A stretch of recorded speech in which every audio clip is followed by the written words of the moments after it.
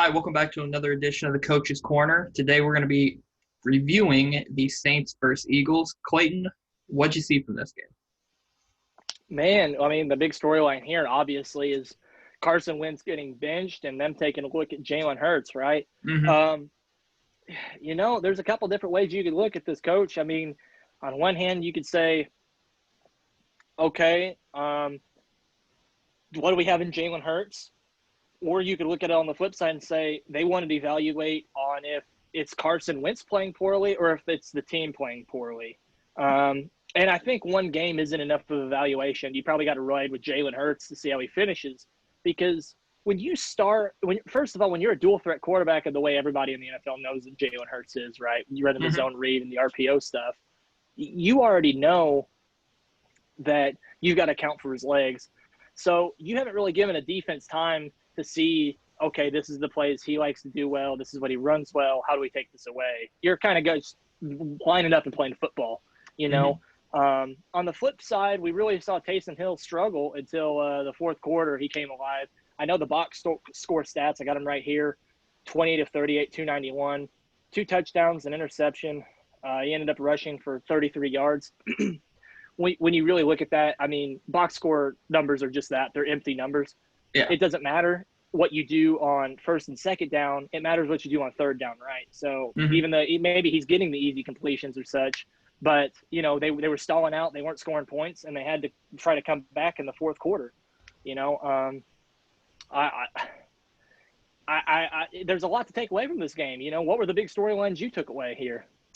I think for me, I think that they're just going to end up sitting Carson Wentz the rest of the year because at this point, I think they're pretty much mathematically eliminated from the playoffs. I mean, Yeah. yes and I no. I don't mean, think I it's know that they can finish mathematical, but 6, 8, and 1, where the other teams can finish 7 and 9. I think, but right. I, I just think that the chances of them making the playoffs aren't very high. I think that they're trying to fully evaluate what their team's going to look like next year. They have way too many injuries on the offensive line. We've talked about this before. No one in the NFL is really crying due to injury. I mean, unless it's like a quarterback, for example, because it's the most important position in football, and your backup's never as good as your starter, unless it's Tom Brady way back in the day. But you know what I mean? Like guys that eventually take over, that they're kind of the exception. Right. But I would evaluate Jalen Hurts. At this point, it's just kind of like you said, is it Carson Wentz or is it the team? And I honestly think in my opinion, from what I've seen, Carson Wentz is still a good quarterback. He's going to play somewhere, next year, whether it's in Philly or not.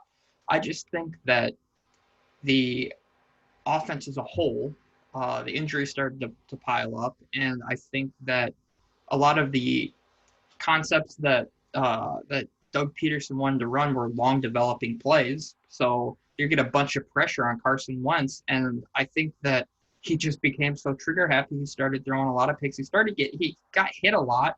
So I just think it's 100% mental for Carson Wentz, because I think when he mentally wasn't as sharp as he was in previous years, I think that his mechanics have gone down the drain. I think that he's just looking to complete a pass, kind of making a play, but I think he forces him too much because he knows that he needs to make a play because this last offseason, I don't think they invested enough in their defense to where, in this situation where your offensive line's hurt, you have a bunch of weapons that you kind of lean on the defense more. But Carson knows that, I mean, they have a good D line. I like Darius Slay, but I don't think he's played as well as he has, when he was in Detroit.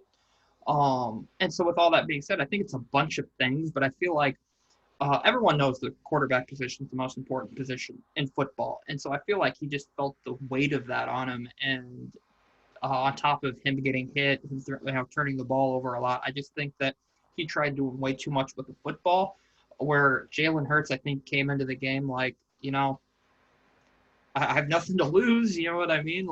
And when he did the few plays that Hurts did play, when Carson was the starter, he looked pretty good. I mean, granted, they were pretty simplistic, which you kind of want to keep it with a young quarterback, but he looked Right. good, and I think he looked really good on against the Saints. But we'll see.